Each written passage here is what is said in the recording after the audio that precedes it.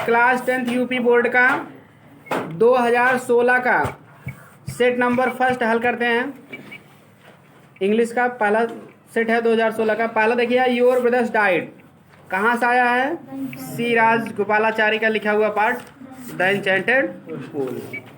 इसमें जो क्वेश्चन तो बने हैं, लेसन का नाम लिखना है और लेखक का नाम लिखना है। दूसरा, who was the owner of the pul, पुल का मालिक कौन था, तो जान ही रहे हो, ये अच्छा था। Why did the four brothers of Yudhishthira die, Yudhishthira के चारों भाई क्यों मर गए थे? तो ये सभी कंप्रेंशन क्वेश्चन की आपको वीडियो भी मिल जाएगी, क्लास में भी हल कराया गया है। क्लियर? कहानी आपको सबको पता है, लेसन भी पढ़ सकते हो, क्लास 10th के नाम से प्लेलिस्ट है, बिल्कुल जिसको आपको जानकारी नहीं है पढ़ सकते हो। लॉन्ग क्वेश्चन है, what do you come to know about PT Nehru and after reading the lesson Ganga? After reading the Ganga, Ganga पाठ पढ़ने के बाद पंडित नेहरू के बारे में आप क्या जानते हो? तो ये क्वेश्चन लिखा गया, वीडियो भी अपलोड है। अगला वाला सिलेबस में नहीं है, काट दीजिए बी वाला।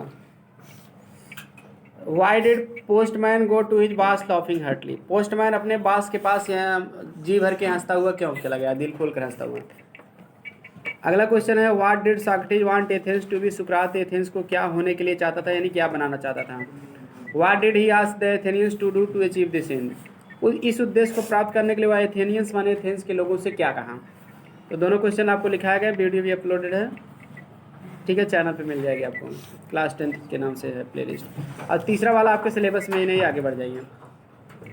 उसके बाद देखिए मैचिंग वाला देख लेते हैं। रेजोल्यूशन माने होता है निश्चय, तो फर्म डिटर्मिनेशन हो जाएगा दृढ़ निश्चय,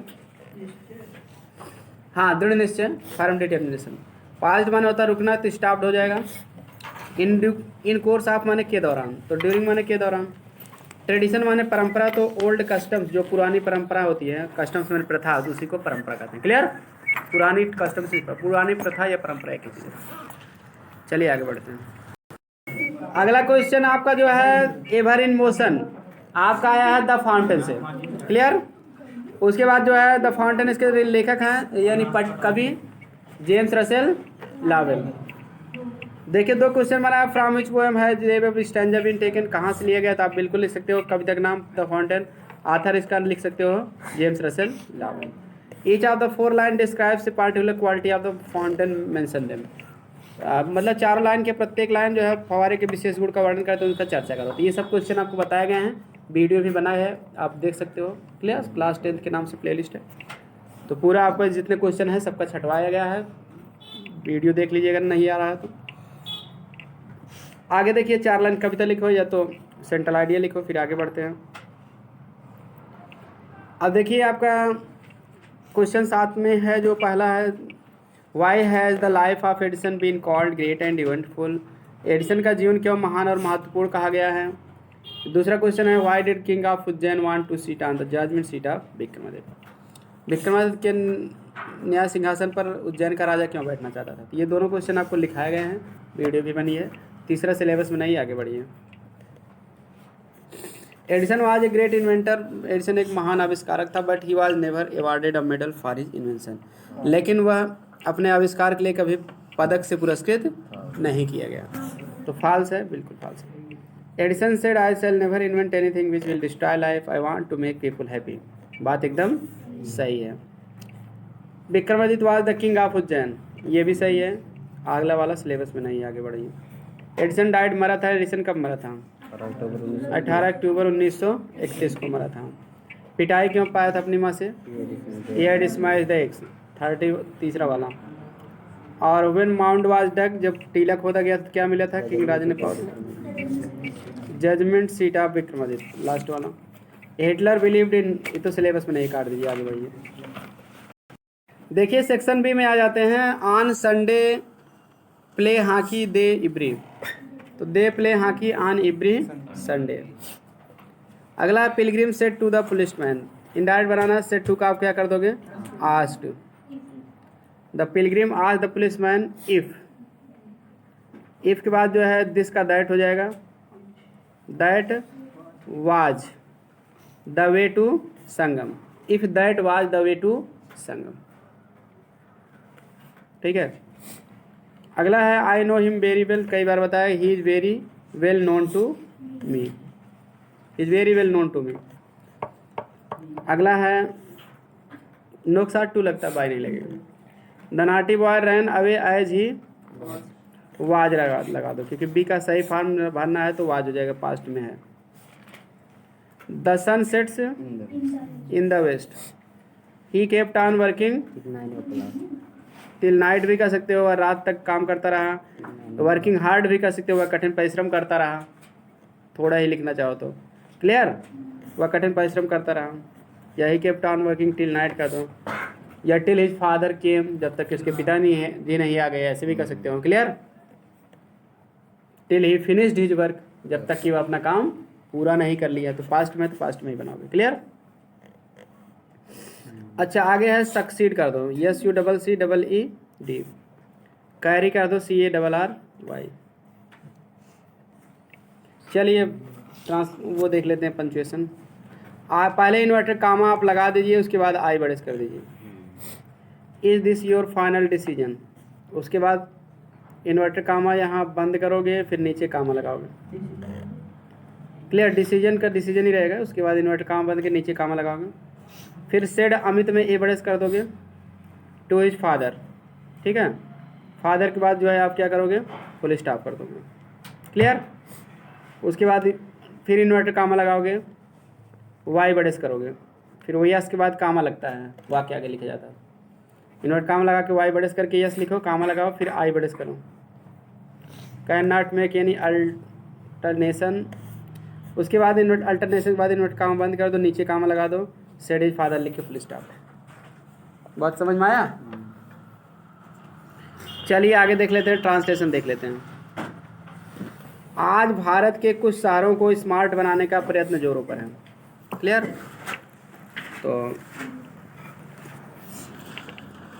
today the efforts of, if today last में भी लिख सकते हो, फिर आज शुरुआत में भी लिख सकते हो, शुरू में लिखो तो लास्ट लिख सकते हो। द इफोर्ट माने प्रयत्न या प्रयास, EFFORT, the effort of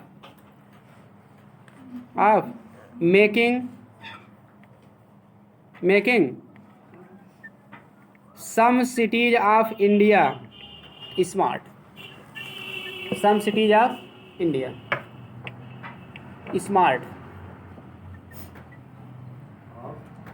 some cities of India smart, SMART। Smart का स्मार्ट ही रहेगा, इसमें काफ़ी अंग्रेजी के भी वर्ड है। क्लियर, हाँ। इज इन फुल स्विंग, पूरे जोरों पर एक मुहावरा है, इसका मतलब होता है in full, SWING swing. In full swing माने होता है पूरे जोरों पर। अलग अलग शब्द है, वो फ्रेज है, 3 शब्द हैं, लिख दो इधर।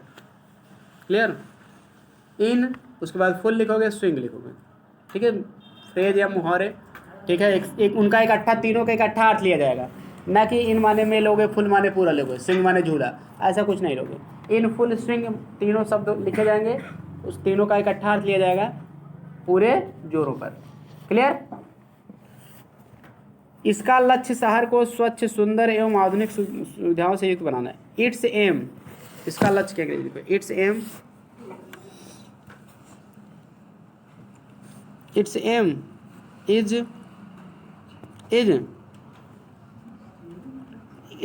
to make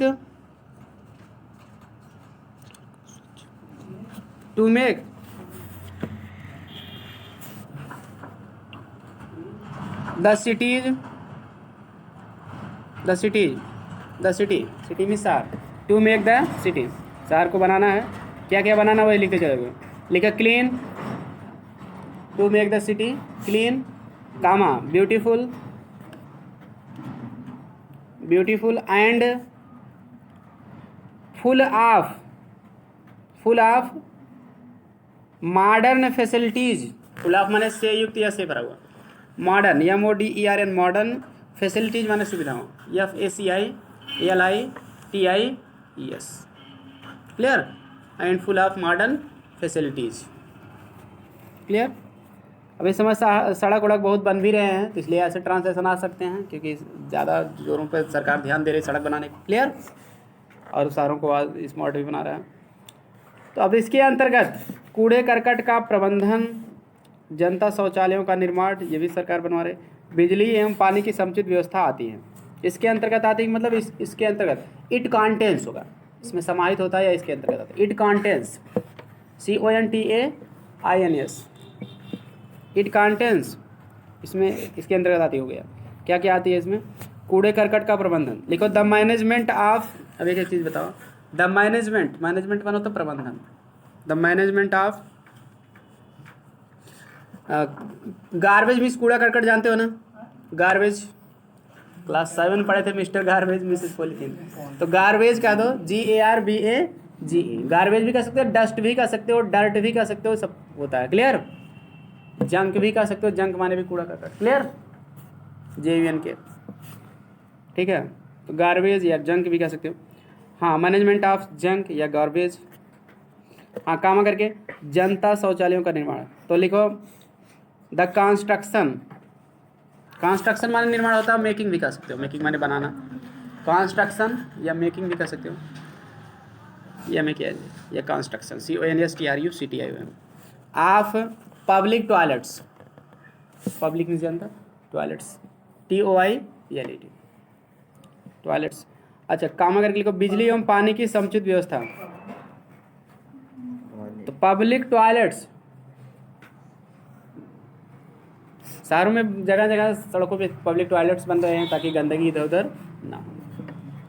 अच्छा, बिजली एवं पानी की समुचित व्यवस्था। तो लिखिए, इसके लिखिए प्रॉपर अरेंजमेंट, समुचित मतलब उचित, proper arrangement ARRANGEMENT proper arrangement of electricity माना होता है बिजली, ELECTRICITY जोड़ दीजिए, इलेक्ट्रिसिटी ELECTRICITY जोड़ दीजिए CITY, इलेक्ट्रिसिटी माने बिजली होता है। एंड वाटर, चौड़ी एवं समतल सड़कों, फ्लाईओवर्स एवं पार्किंग स्थलों के निर्माण से यातायात सुगम हो जाएगा। क्लियर? तो लिखो चौड़ी एवं समतल सड़कों, लिखो ब्रॉड, ब्रॉड मीन्स चौड़ा BROAD, या वाइड भी कह सकते हो, वाइड माने भी चौड़ा। क्लियर? ठीक, BROAD या वाइड, वाइड माने भी चौड़ा होता है। Clear?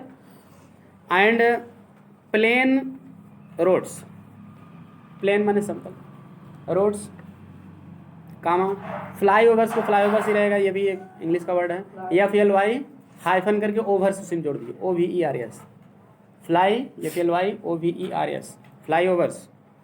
And parking places, parking स्थल, parking places, parking places will make